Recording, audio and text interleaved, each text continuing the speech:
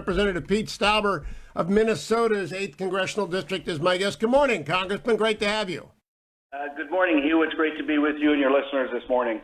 Now, I've got a lot of friends in Minnesota. I used to go to the state fair every year until I got banned by AM 1280 The Patriot. I ate all the French fries at the French fry booth, and I love the Minnesota State Fair. But I got a lot of sources there. The Powerline guys, the Northern Alliance, Chad the Elder. Yep. One of them tells me you're the next governor of Minnesota. What do you say about that? Well, Hugh, I really am humbled, and it's an honor to be asked, to get on the Republican ticket for governor from all sides of the state. But, right now, Hugh, we're concentrating on the 8th District in Minnesota. We just got reelected with 20 points and 75,000 votes, and there's so much opportunity to push agenda items that really support the economy and benefit our farmers and miners and ranchers and small businessmen and women in the 8th District with the committees that I'm on. So I'm really, at this moment, I'm really focused on the 8th District of our great state of Minnesota. But your great state is reeling. And in fact, I read a headline today that the Floyd murder case is likely to result in more civil unrest. What do you think? Well, I certainly hope not. We had, as you know, last Memorial Day was a tragic incident, and Minneapolis burned for 3 days. I've been down to Minneapolis since. It's really a sad sight to see, Hugh. The beautiful city of Minneapolis burnt down $3 billion worth of, or $30 million rather, dollars worth of damage. We had a governor that made some really, really bad decisions, and the mayor of Minneapolis as well. So we're reeling from that, and I really hope that beautiful city, we can bring that back up to prosperity and allow people to feel safe in our state, in our downtown Minneapolis rather. And I think that it's going to take some time, and it's going to take some trust, and we have to support the Minneapolis police officers. I am a former police officer myself, Hugh, as you know, and I support the men and women in blue, and I hope we get to talk about my Justice Act that Senator Scott and I wrote together. We're about to, but I want to say Derek Chauvin is charged, and I have come to the conclusion he murdered him. I couldn't be on the jury because I've made a conclusion just like I did about O.J. Simpson. However, the idea that the courthouse is turned into a fortress and that they're planning on riots regardless of what the verdict is, I just think that this is the most irresponsible thing. And Minnesota or Minneapolis is not really prepared because they've been holding back their police. They've been defunding their cops. The morale is down. You must know that as an officer alum, Congressman Stauber. Well, absolutely. When the Minneapolis City Council voted to remove monies and defund the police, yet several of them required taxpayer money for private security. It just doesn't make sense. And, the men and women in law enforcement, they do a tremendous job. They keep our community safe, and I think that we have to give them the support, the training that they need so they can succeed in any call for service that they are asked to go on. So tell us about the Justice Act. Tim Scott's been working on this for a long time. I know you've got a great partner with him, but how's it going to fare in the House? Well, I think that, first off, the Justice Act is a pragmatic piece of legislation, common sense that can get into law. I have all the faith and confidence. If it's voted on the House floor, it'll get passed. If it's voted on the Senate floor, it's going to pass. And President Biden will sign it into law. The Justice Act really came about. Senator Scott and I talked about it. He talked about his years growing up as a black man in South Carolina, and my part was from a police officer in northern Minnesota.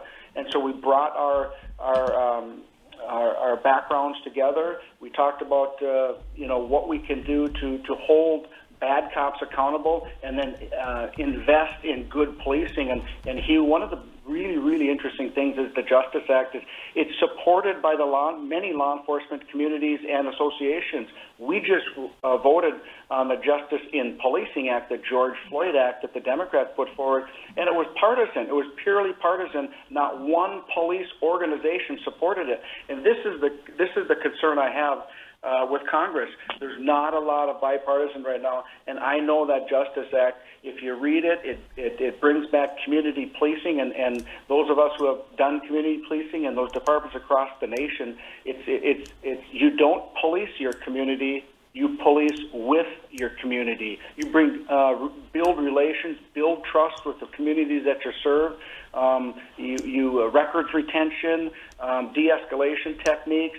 It's all about best practices, and this gives every police department in the nation, Hugh, the opportunity to put forth best practices with financial investment and assistance from the federal government when you do so. We want good police officers serving our nation, and this Justice Act does just that. Now, Congressman, we are on right now on WDSM in Duluth as well. I believe Duluth is in your district. Am I right? It is. I was born and raised in Duluth, and WDSM is a great station. It's listened to by a lot of folks, and I know many of them are listening to us right now. So I want to give a shout out to my friends in northern Minnesota. Well, this is the reason I bring this up. If and when you become governor, Tim Pawlenty named me commissioner of hockey in Minnesota 20 years ago, and I just want your assurance that there'll be no change in my even Mark Dayton left me alone as commissioner of hockey. Will that continue if you become governor? I tell you what, I'm the congressional liaison to the National Hockey League as it sits because of my professional hockey experience. But I tell you what, if that ever becomes a reality, I certainly will keep you in the running. How's that, Hugh? Okay, well, I just thought, if Mark Dayton didn't remove me, I can't imagine you would. You're the liaison to the NHL. That's kind of cool. What's that involve, Congressman?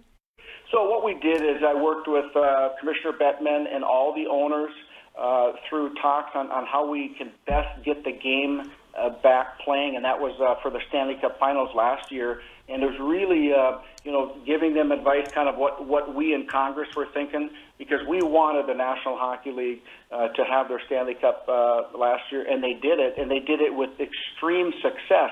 It was a lot of work by a lot of people, but I'm passionate about the game of hockey.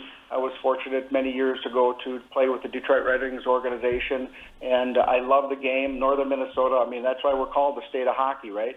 Well, that's why I'm the commissioner. I do everything I can to nurture the game there. But I got to ask you as well, are you a Vikings fan?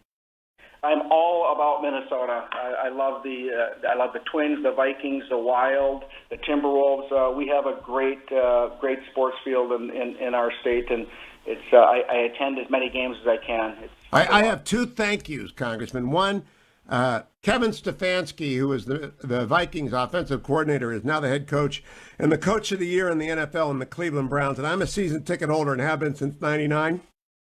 And Stefanski's a genius. Number two, Eddie Rosario used to kill the Tribe when he was a Twin. So he went out and we got him during free agency. So we're depleting Minnesota of its sports resources to build up Cleveland, and that is a good thing. Well, I'm not so sure it's a good thing. We're going to build up the professional teams in Minnesota. Now, last question, Congressman. Kevin McCarthy's a pal. He is pretty optimistic that after redistricting, the House is going to go Republican. Do you share that optimism, and how does redistricting look in Minnesota? First off, I do share the optimism. I mean, Hugh, look at what Nancy Pelosi and leading Democrats are putting on the House floor. Believe it or not, just yesterday I voted on a bill to allow 16-year-olds to vote and put voting machines in prisons.